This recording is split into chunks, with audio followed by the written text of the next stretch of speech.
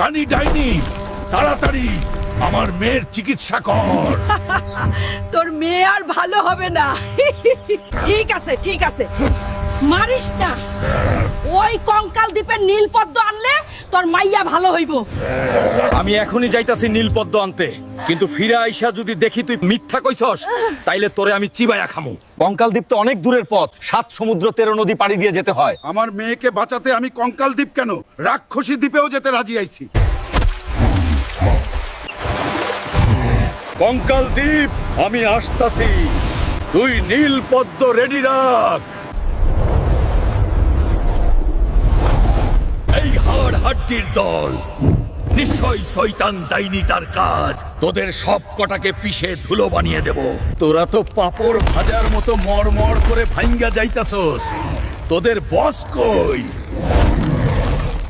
আমার রাস্তা ছাড়।